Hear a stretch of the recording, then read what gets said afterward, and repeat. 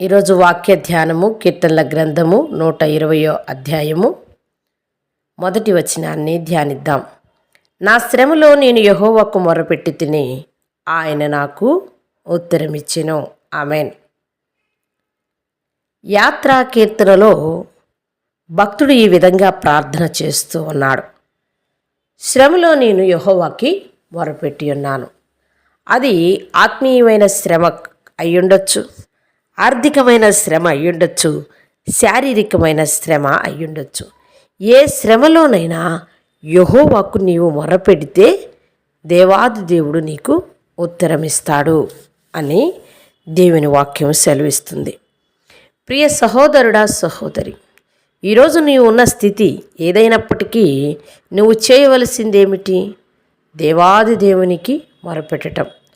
ఆత్మీయంగా నన్ను అభివృద్ధిపరచయ్యా అయ్యా, ఆర్థికంగా నన్ను అభివృద్ధిపరచయ్యా, శారీరకంగా నన్ను బలపరచయ్యా, ప్రభువా నీ ఆత్మతో నింపయ్యా అని నేను మొరపెట్టిన ఎడల తప్పక దేవుడు ఉత్తరం ఇచ్చేవాడిగా ఉన్నాడు. ప్రియ సహోదరుడా, సహోదరి, ఈరోజు నీ కొరకే నా కొరకే కాక మనము జనులందరి కొరకు ప్రార్థించేవారిగా ప్రతి దినము ఉన్నట్లయితే తప్పక ఆయన మన మొరను ఆలకిస్తాడు. చిన్న ప్రార్థన చేసుకుందాం. మహాపరిశుద్ధుడా, మిక్కిలిగా మమ్మ ప్రేమించే మా పరలోకపు తండ్రి, మీ దివ్యమైన పాదములకు కృతజ్ఞతాస్తోత్రములు.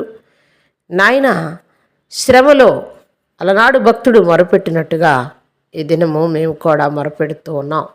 అయ్యా, మాకు నీ దివ్యమైన జ్ఞానమునిచ్చి నాయన ఈ శ్రమలో నుంచి మమ్మల్ని విడిపించి నీ కృప చొప్పున మమ్మల్ని బ్రతికించి అనేక జనములు యందు ప్రభువా ఇటు జ్ఞానము లేక ప్రభువా దేవుడెవరో తెలియక నాయన జనులకు మొరపెడుతూ ఉన్నారు. నాయన, జనులకు కాదు మొరపెట్టేది, దేవాది దేవుడైన దేవునికి మొరపెట్టిన ఎడల మనకు ఉత్తరం ఇస్తాడని తెలుసుకొని నీ మార్గంలో స్థిరముగా ఉండుటకు సహాయము దయచేయమని మా ప్రభువును రక్షకుడైన యేసు క్రీస్తు నామమున ప్రార్థిస్తున్నాం మా పరలోకపు తండ్రి. ఆమేన్.